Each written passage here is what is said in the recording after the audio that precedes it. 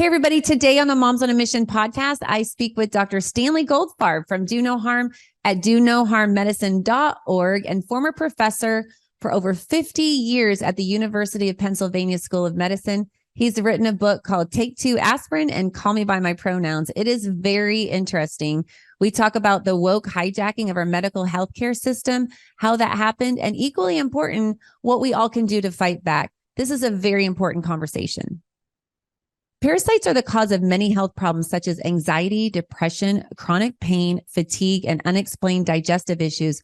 We all need a common sense strategy to improve our health. We at Moms on a Mission encourage you to reach out to our good friend at Dr. Jason Dean. Dr. Dean's Full Moon Protocol provides all natural detoxification and fights inflammation due to the foods we eat. These supplements are made with 100% organic ingredients and are proven to kill parasites safely and effectively. And don't be surprised if you have some more energy after taking this. To order your Full Moon Protocol, go to bravetv.store/mission to save $20 off your first order. Order Full Moon Protocol and start killing those parasites today. That's bravetv.store/mission.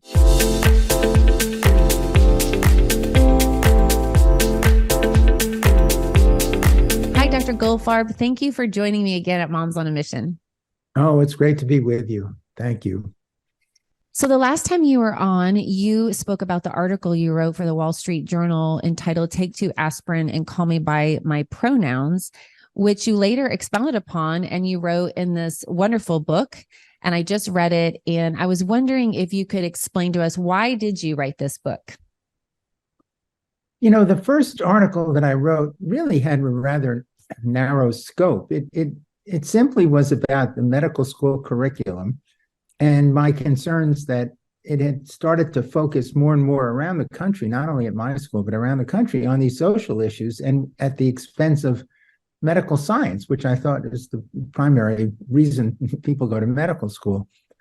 So that was the theme of that article. But then when I finished with that and, saw the reactions, which were quite hostile to what I had written, for reasons that still, I think, are a little bit obscure to me, it then occurred to me that there were other issues besides that I was really starting to get concerned about. I was concerned about the quality of the medical school curriculum, even the medical part of it, if you will, and the way that we were assessing students with much less rigor than we had in the past.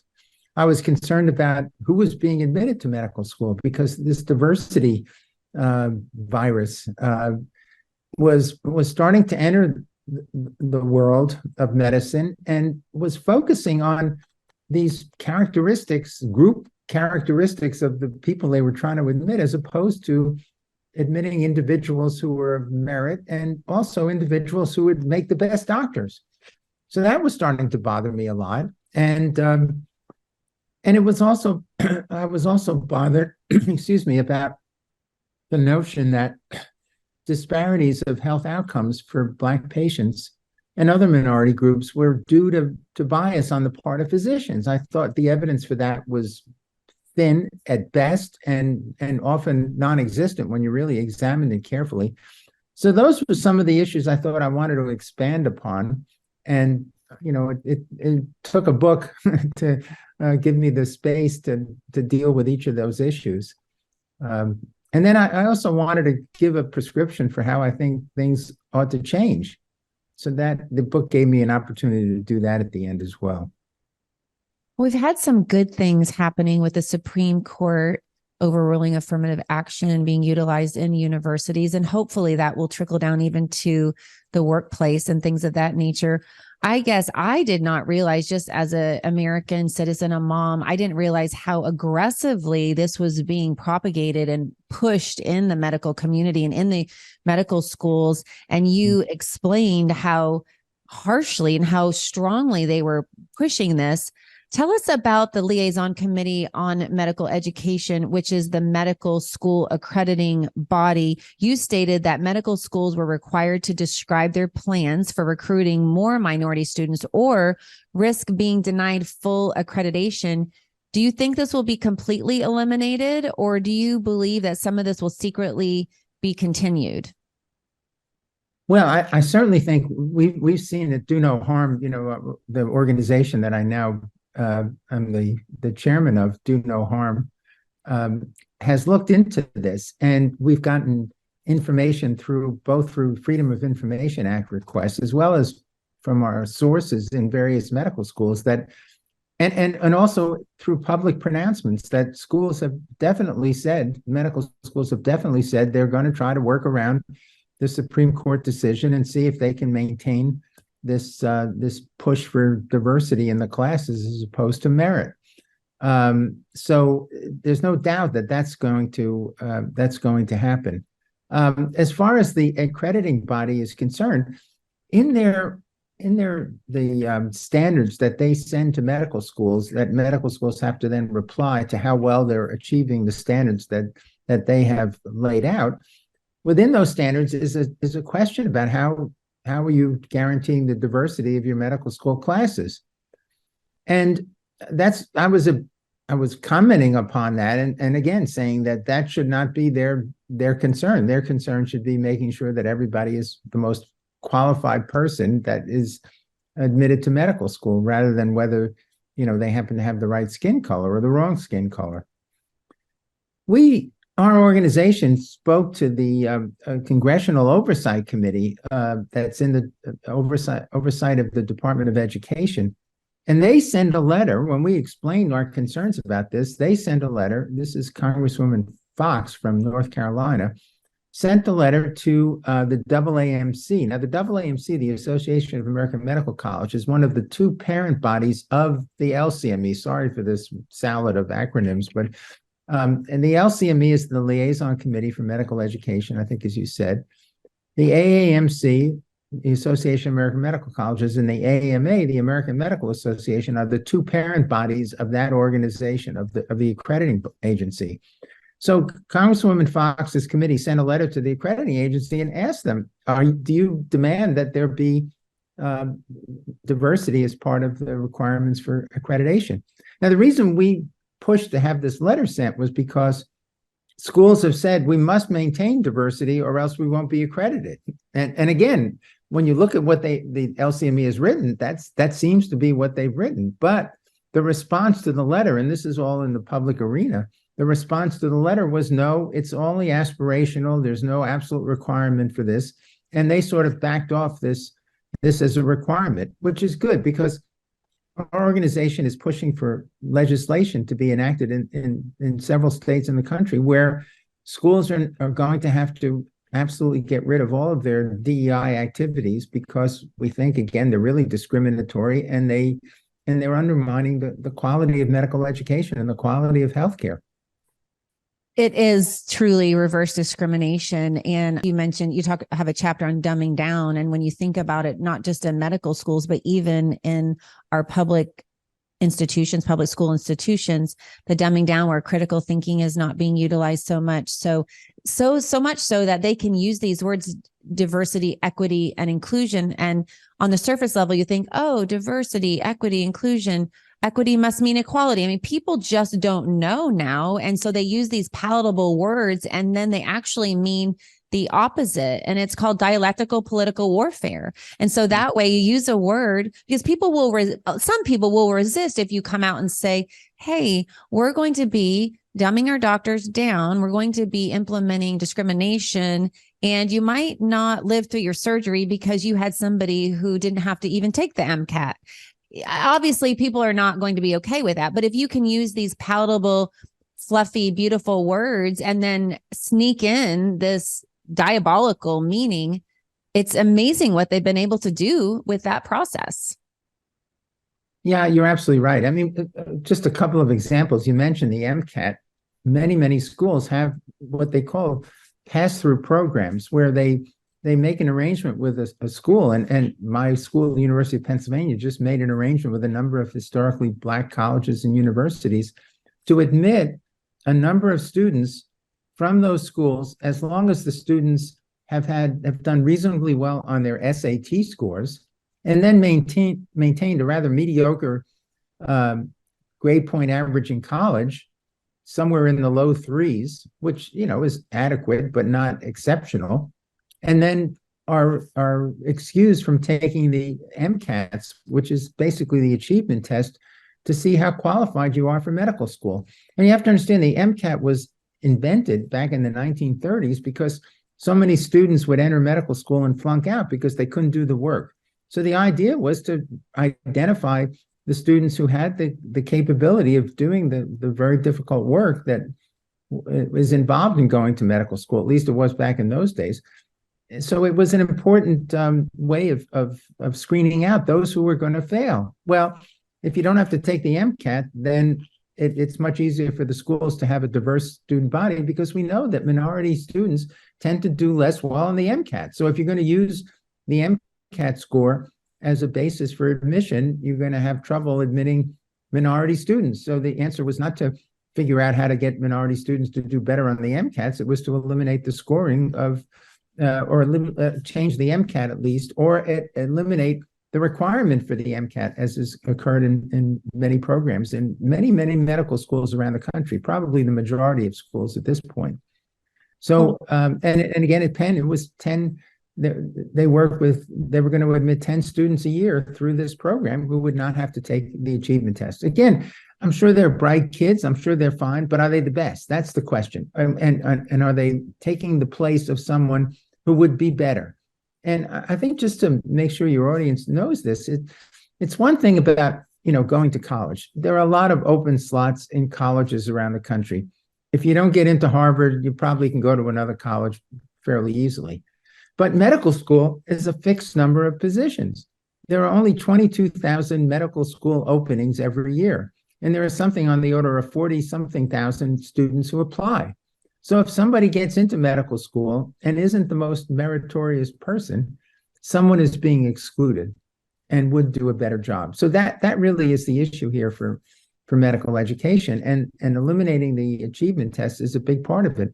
But it hasn't stopped there. They've eliminated grading for part 1 of the licensure exam. Now, part 1 of the licensure exam is taken after 2 years of medical school for most schools. And it's used as sort of an achievement test for medical residencies. So there are a number of fields in medicine where there are very few training positions that are available. For example, dermatology and certain parts of radiology and ophthalmology. And traditionally, the people who ran those training programs would use the scores on the part 1 of the licensure exam as a way of screening out the most meritorious people. Well, they've turned that exam into a pass-fail exam. And at the convention that they had in order to come up with this idea, they specifically said it was because Black students and other minority students didn't get good grades on that exam, and they would have trouble getting into ophthalmology and dermatology residencies. So in order to give them a better chance, we're going to get rid of the grading system here and use, they called it holistic grading, which basically means non-academic, non-meritorious issues. They're nice people. They're very eager to be dermatologists or ophthalmologists. But again, there's someone in the wings who didn't get that opportunity if these exams that are an important way of demonstrating who is the most meritorious person, if those exams don't have grades associated with them. So, this is what's going on. It's a general. The idea is we're taking people in who are marginal at best, and then we're not using any real criteria to decide whether they've really been successful or not. We're pushing them through, and at the end, who's going to suffer in this? Well, the person who may suffer is the patient in the room, and that's the problem. I think that's what disturbs me at such a deep level, is that it's not okay in any level in business and whatever, but we are talking about lives. Somebody is going to die that didn't need to die and wouldn't have died because we have an inferior, educationally speaking, person in that spot, in one of those 22,000 spots. And when somebody's life's at stake, nothing else matters at that point. I'm a female. I guess I'm considered a minority, right? If I were going into surgery and I had the choice of having a female or a male, I don't care what their skin color is. I don't care what their gender is. I don't care about anything. I want the best surgeon who is going to be able to save my life and give me the highest quality level of healthcare. And that's all that matters. And I would think that if you polled a lot of Americans, I would think that's what most people would want is the best outcome, not a matching skin color or gender. Right. Well, you would think, but the woke religion, that's what John McWhorter called it. The woke religion feels no. It's more important to respond to historical unequal treatment by having unequal treatment now in order to make up for something that happened 50, 100, 200 years ago. And that's more important than these minor issues of how happy and safe the patients are. And I think that's just a profoundly foolish decision that's being made. And it's one that you're right, we will regret as a country. One of the points I made in my book was that when I was in medical school, now it's been quite a while ago, back in the 1960s, we had an attrition rate in medical schools of something like 9%. 9% of the students would leave. Some of them left because of psychological and health problems, but many of them because they just had trouble doing the work. Nowadays, the attrition rate is less than 3%. So making the assumption that the students today aren't necessarily brighter or more hardworking than the students were back then, there's a cohort of people that are getting through medical school today that would not have gotten through medical school. And are they going to be good doctors? I don't know. And there's a good chance that they won't be so good. And that's the concern. I was very disturbed to learn that 25% of the MCAT is now based on behavioral studies. And with that being said, there is science probably that's been eliminated, I would assume. And it's happening obviously in the classroom as well. You're seeing this pattern of wedging in and injecting social justice issues and science has to go. I mean, there's just not enough time for everything. And so at the expense of science, we are injecting this contagion of social justice and the patients are going to suffer. Yes. The rationale that is given for this is that these social issues actually are the cause of healthcare disparities. And, whenever anyone says that, I always say, well, explain just how that works. Explain how living in a bad neighborhood leads to a worse health outcome. And obviously the explanation is that living in a difficult neighborhood, in an underserved neighborhood in terms of facilities, means that it's harder to get health care. I have no doubt that that's true. But what's the answer to that? The answer to that is not to say, I'm going to teach you all I can possibly teach you about how bad that neighborhood is. That's not going to change the neighborhood, and it's not going to give that patient a better health outcome. What that patient needs is better access to health care. And that's a problem that needs to be confronted. If women can't get in for their mammograms because they're busy working and they're single moms and what have you, bring the mammogram to the women. I mean, that's the way there's a solution. And I certainly think there are important solutions that are possible, but don't send the whole healthcare system to implicit bias training if that's the problem, because that's not going to improve anybody's outcome. It's going to get everybody more angry because they're going to be told how they're really biased and they're discriminatory when they go to these training programs, and they feel that's not true. I don't feel like I discriminate against anyone, and yet it's easier to send people to implicit bias training than it is to fix the problem of healthcare access in underserved communities. And on and on and on. And they want these students to learn more about gun violence. Well, gun violence is terrible, but what are they going to do about it? And they want them to learn more about so-called food deserts, which is probably more of a myth than anything else.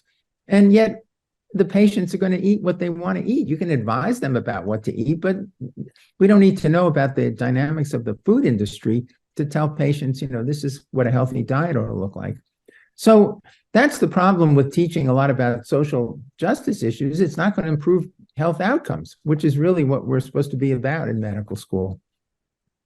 Well, this next question I have, I'm going to reference why the scientific method is not being applied. So you describe critical race theory as hypercritical race theory, and you explain that, quote, every less than ideal aspect in the life of a Black citizen can be attributed to racism. Nothing bad is attributable to an individual's behavior or choices, let alone to the genetic or cultural characteristics of the group to which that individual belongs. Everything bad is a result of oppressive attitudes or policies ingrained in a society historically dominated by privileged white males. So you go on to explain that the genetics aren't even evaluated, and you call this American imagined caste system malpractice.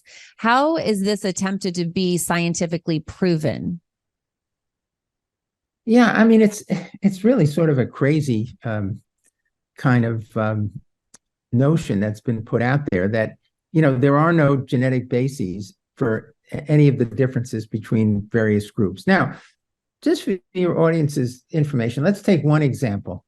Let's take the example of increased risks of kidney disease in the Black population, something that I'm familiar with. I was a nephrologist, a kidney doctor in my clinical practice. So we do know that if you visit dialysis units in the United States that are set up all over the place, particularly in big cities, you will see that there's a preponderance of Black patients. Something like 30% of the dialysis patients in the United States are Black, and yet Blacks make up, as you know, something like 10 to 12% of the population. So clearly a disproportionate amount of kidney disease in Black patients. Now, this has been attributed to all sorts of things related to racism, from the fact that doctors aren't treating the patients properly to the idea that stress of racism is somehow producing more hypertension and producing the kidney disease and the diabetes that Black patients experience at higher rates. Well, so let's just deconstruct this a little bit. First of all, everybody's under some stress. I'm sure you're under some stress. I'm certainly under some stress. I think many of the people in the audience that are listening to this are going to think, my life can be pretty stressful at times too. Your body doesn't know the roots of the stress. It just knows you're either under stress or not under stress. There's nothing different about the stress of thinking that you're being discriminated against from the stress of thinking that I can't pay my bills this month because inflation is so high. Those are two stressful things. They're not unique to one population or another. So that's the first problem, is why is one group have more stress than another group? Another group may be in the exact same economic circumstances and other personal circumstances. The second thing is that there really is an important genetic component to the kidney disease that Black patients experience. Where did this come from? Well, it turns out that a large proportion of African Americans came from West Africa. They were enslaved in West Africa several hundred years ago. That's where their families originated from. And they carried the genetic pool of that population that lived in West Africa. Now, West Africa is exposed to a number of diseases, tropical diseases. And, when people are exposed to infectious diseases, what happens is that any genetic characteristics that give you a chance to survive any of these infectious diseases give you a better chance to reproduce. This is what evolution is all about. And it turns out that a gene arose in West African people that was a mutation, but it was a beneficial mutation because if you had this particular gene characteristic, you were much less likely to get African sleeping sickness, which is a very devastating disease, mosquito-borne in West Africa. Well, people who were enslaved from West Africa came to the United States, unfortunately, brought here, none of their free will, but brought here, and their families have grown up here. And those genes that protected against African sleeping sickness are resident in a higher proportion of African Americans in the United States than in white patients. That gene that protects against African sleeping sickness, if you transfer it to experimental animals, the experimental animals get kidney disease. So we know that one of the reasons that there's a high incidence of kidney disease in Black patients is a genetic characteristic.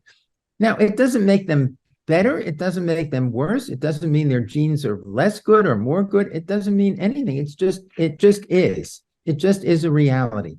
So to attribute the problem to a social issue, when in fact the problem is predominantly a genetic issue, that obviously does not benefit anyone because you're making a mistaken diagnosis here of what the problem is.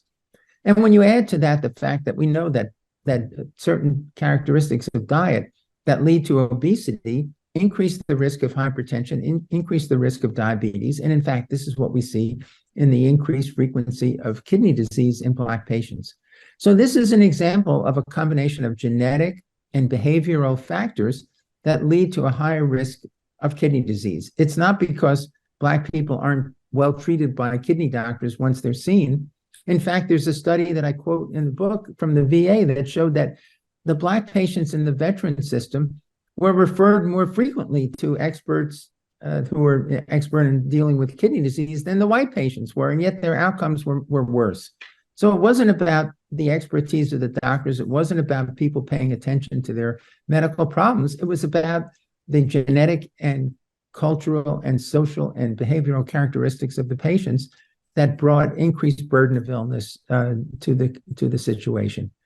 So there are many examples of conditions like this. And again, my greatest hope is that we eliminate healthcare disparities. But I know that if we focus on these socio-political issues and identity politics as an attempt to get rid of healthcare disparities, we're definitely going to fail because there's just no evidence that that's really the solution to the problem.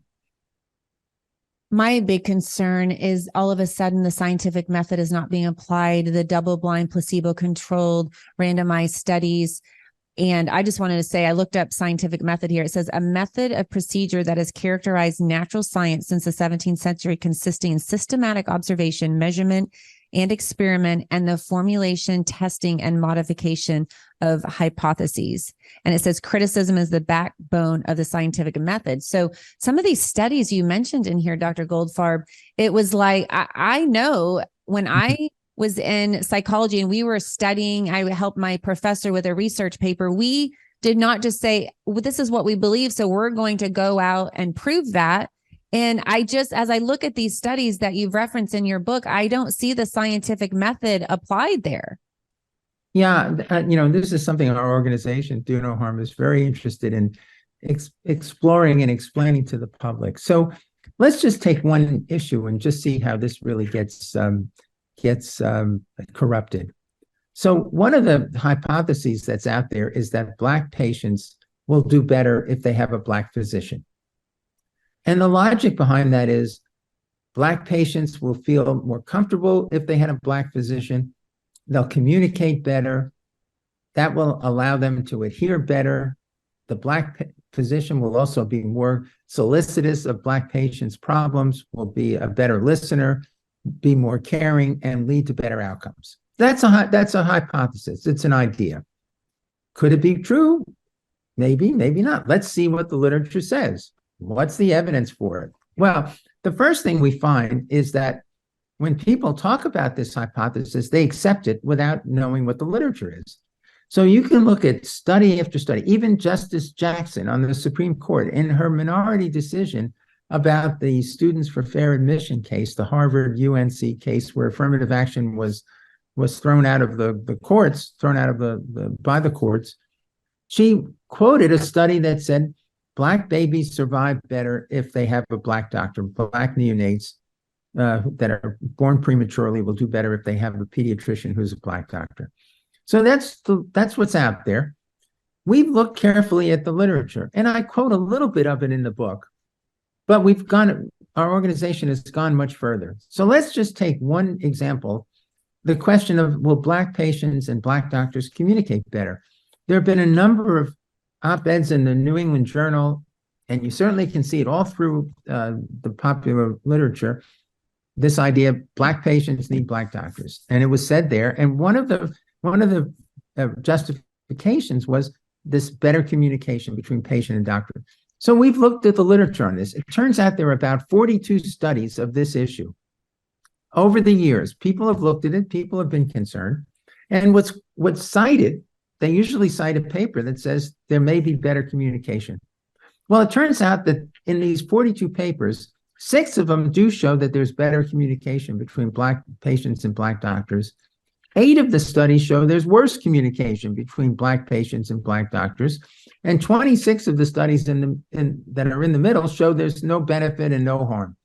So out of 42 studies, over 35 studies show no benefit to this. Now, this observation in the few studies that claim it's beneficial is the basis for saying we've got to change the way we admit people to medical school. We're going to admit more Black students because these patients need Black doctors.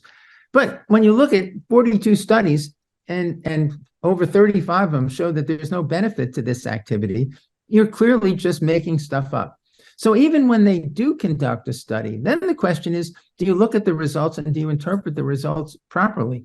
And in fact, what we find over and over again, multiple examples of this, where either they just plain lie about the results of these studies, or they tremendously overinterpret or mislead about what's going on here.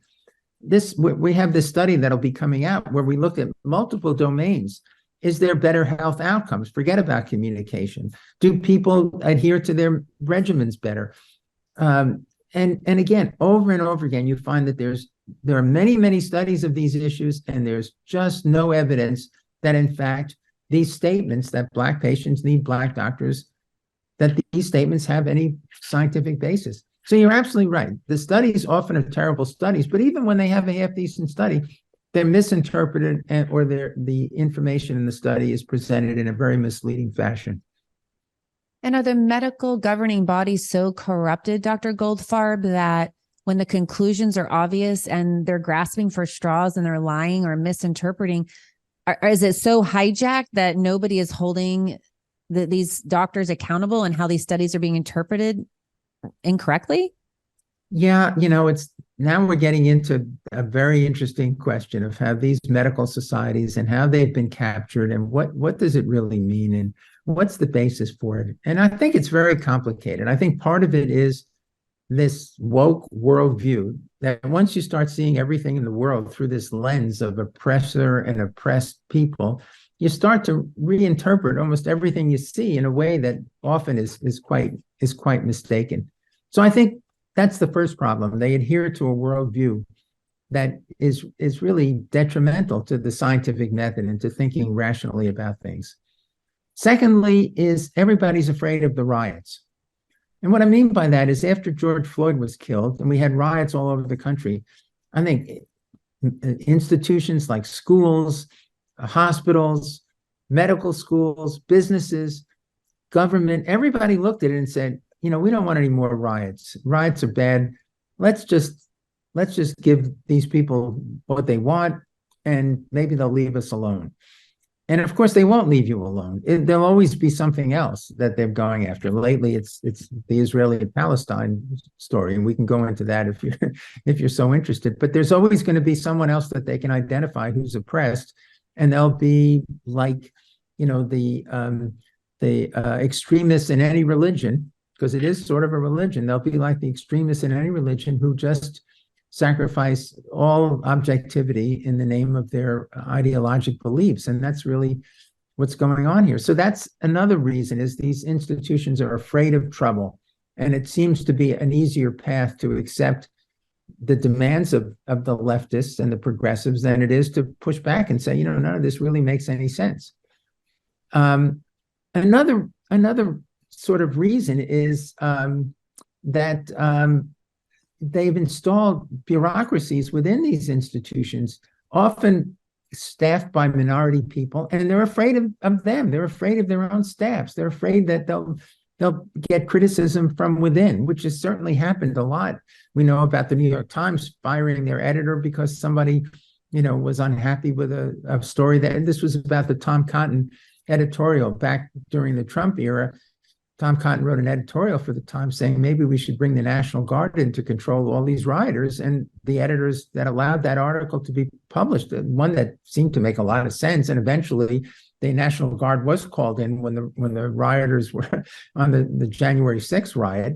Then it was okay to call them in, but it wasn't okay to call them in when there were minority groups rioting and other leftists were rioting in the streets. So that's another reason. So I think all of these reasons are part of the story. It's fear of external pressure, fear of internal pressure. Their own woke ideology has consumed them, have led these organizations to be taken over. And, it's sort of interesting that it's taken this latest terrible event with the Palestinians, with the Hamas attacked all the Israelis, to make the left see that, if you take their ideas to the extreme, this is where you end up. You end up with the sense that murder is okay because who's being murdered are the oppressors in their ideas. It's the Israelis, and that justifies violence. It justifies anything. So that's where we're headed if we accept this idea that the way people should be judged is through this lens of oppression and oppressed. It's very, very dangerous for our country. It's very dangerous for society, and I hope we get enough pushback against it now that this won't. But I think that's what's happened to the medical organizations, what I've described: internal pressure, external pressure, and woke ideology. Well, I have to think that people are waking up to the truth in this situation, because I have read where some have pulled their money from Harvard and other institutions over this. And so I'm hoping that we're making a turn for the good and to honor and respect truth, and not a social ideology and a woke religion that has been injected into every arena, not just medicine, but education, and everywhere we look, it's injected. So I'm hoping that people are waking up and seeing the truth. Yeah, I hope so. And again, I just want to go back, if I could just expand a little bit on one point. I really don't believe that all of these students at Harvard and every one of these institutions are anti-Semites. I really don't believe that that's true. I'm Jewish. I'm sensitive to these issues, but I don't believe that's the case. I believe that it's this woke ideology that's driving them. And it's this idea of, again, the Israelis being the oppressors and the Palestinians being the oppressed, that prevents them from looking at any of the reality that surrounds this issue. And their willingness to accept the ideas without thinking through the real basis for them is really, it's extraordinarily dangerous, but it's the natural outcome of this. So they refuse to learn history. They refuse to understand that there have been 3 wars that the Arab countries have started against Israel to try to drive them out. They've lost all those 3 wars that they started. When you lose wars that you've started, there are going to be consequences to that. You're not going to just end up with more than you started with if you've started 3 wars and you've lost every one of them. The Israelis pulled out of Gaza. They don't occupy Gaza. It's run by the Gazans themselves. And the way they've spent their money and organized their culture has been something that's been up to them and not up to the Israelis. They look at this horrible brutality that was enacted, and they see that as the response to a legitimate response to economic or social issues that are burdening the Palestinian people, as opposed to saying, this is reprehensible. We do have moral demands that we must make on all populations, and it's so immoral and so evil that you can't accept it.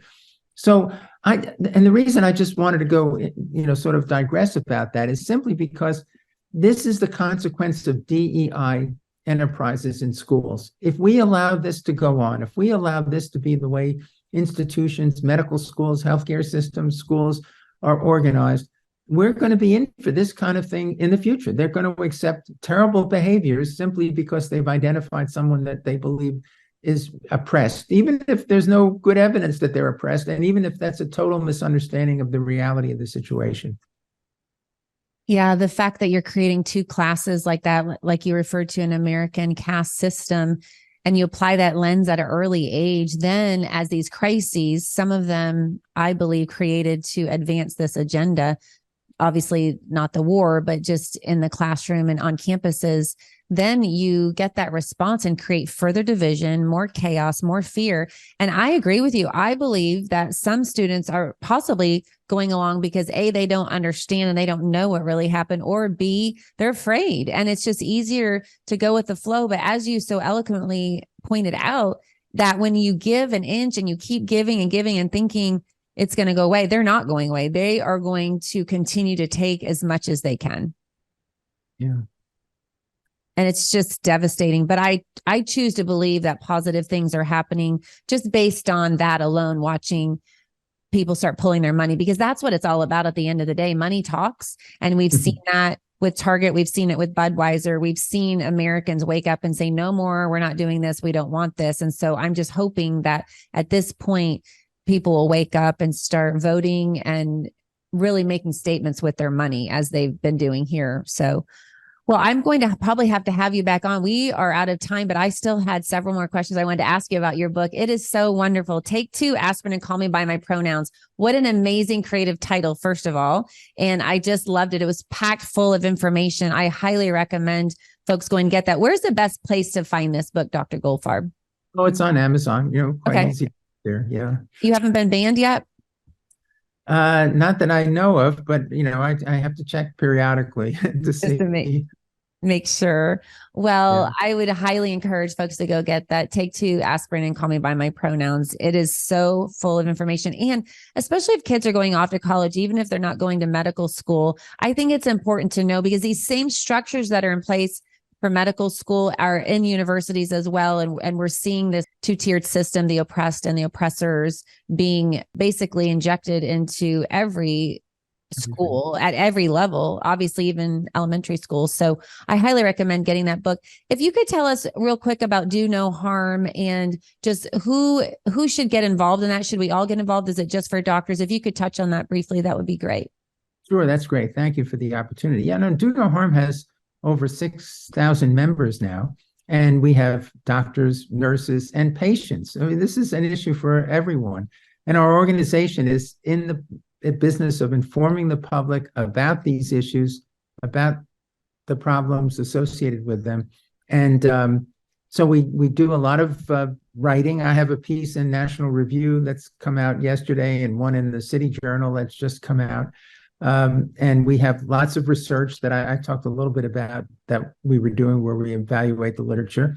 And then we have laws that we've helped pass in multiple states. And the other issue we're very interested in is the so-called gender affirming care. And we've been pushing back against that throughout the country, and have passed a number of laws that restrict that activity only in children. Adults, we don't really ask anything of them. They can do what they want, but we think children are unable to make any decisions about whether they should take these drugs that produce irreversible changes, and whether they should have any kind of a surgical procedure, obviously is totally absurd and shouldn't go on. So we fight about that. And then we've had a number of lawsuits that we've enacted. So it's an organization, it's a not-for-profit organization, so-called 501c3. And, we're always eager to have supporters join us. There's no fee for joining us. We're happy if people want to donate to us, but it's not a requirement. But it's donoharmmedicine.org. One word, donoharmmedicine.org. And I think you'll find the website just full of lots of good information. You're able to see what's going on in your particular state now, if you want. So you can go onto our website and find out what medical schools in your state are up to, and the healthcare systems, and how they've been corrupted by the DEI virus. And I think it's pretty useful. It also has a landing page for parents whose children have been put into the gender affirming cycle, which is a terrible cycle. Some ideas of how to help those parents, and organizations that will help them and work with them. So I think it is a useful website, and I'm quite proud of how much information is there. Well, and you started this, I believe you said April of 22, right? Right. Wow. You have come so far in just a few years. I think you said you have over 5,000 members. Is that correct? Now it's over 6. Yeah. Oh, wow. Wow. Well, I became a member after our last interview, and I am so excited. I think it's really important that we all know what's going on in healthcare. We're all going to get older, and our healthcare is going to be even more important. And it's important that we all know what's going on. And if we can financially contribute, I think that's brilliant too. Just for all of us to get on the same page together, we can stop this if we join together and lock arms. And just the last question I have for you, what can we do? We can join Do No Harm, and we can go to donoharmmedicine.org. But what else could we as Americans do to stand up to this woke ideology?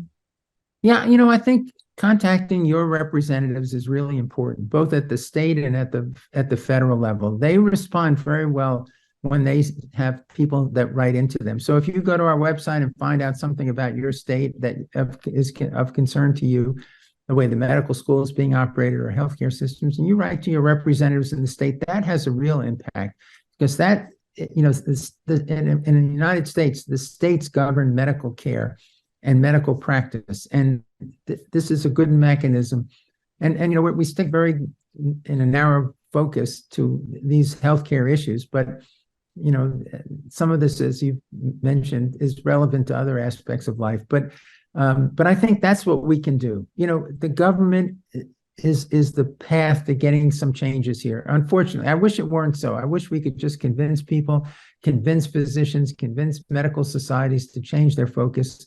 But I'm afraid that that's not going to happen because of the beliefs that are ingrained. So I think it's important that laws and regulations be put in place to protect patients, protect children. That's what we're really about. And I would like to add to that we could stop being afraid. And really, if we respond with friends, if we have aligned folks with us and we do it together, whether it's going to a school board meeting, whether it's contacting our local representative, whether it's going to your local city council meeting, if you do it with a friend, it's not quite as scary as doing it by yourself. So I think fighting that fear, and our 3 pillars of Moms on a Mission are educate, awaken, activate. And part of dissipating fear is just action. And sometimes you have to do it afraid, and that's just the way it is. And it dissipates in time as you continue to act. So I'm praying and hoping that after folks listen to this, that they will become more active and be involved and really join Do No Harm. Also, just to be able to know the truth and not just believe everything you hear. But if you hear a study cited, go look it up. Go look to see how many patients were in it. Go look it up and see if it's double-blind, randomized, placebo-controlled. Go look up and see how well done that study is, and just don't take people at their word. Yeah, that's right. Nothing like an informed electorate to have the right. There's the famous Winston Churchill line that the American people will do the right thing after they've tried all the other alternatives. And that may be the case. And ultimately, I am hopeful because of the wisdom of the people, but we'll see. Yes, that's a good quote. Well, I want to thank you so much for taking time out of your day to join us at Moms on a Mission, Dr. Goldfarb. We're so honored and appreciative of everything that you're doing to advance the truth. Thank you so much. You have a great organization, and keep up the good work. Thank you, sir. And thank you all so much for listening. If you would like to learn more about Moms on a Mission, you can go to our website at momsonamission.net. That's momsonamission.net. We would love to hear from you. Any questions or comments regarding our show today, you could email us at moms@momsonamission.net. And we would so love for you to follow us on your favorite platform. We prefer Rumble. So if you go in and you type in Moms on a Mission and then click the follow icon, you'll get emailed with new episodes are released. So we appreciate your time today, and God bless. In light of recent bank volatility and skyrocketing inflation, diversification is a must.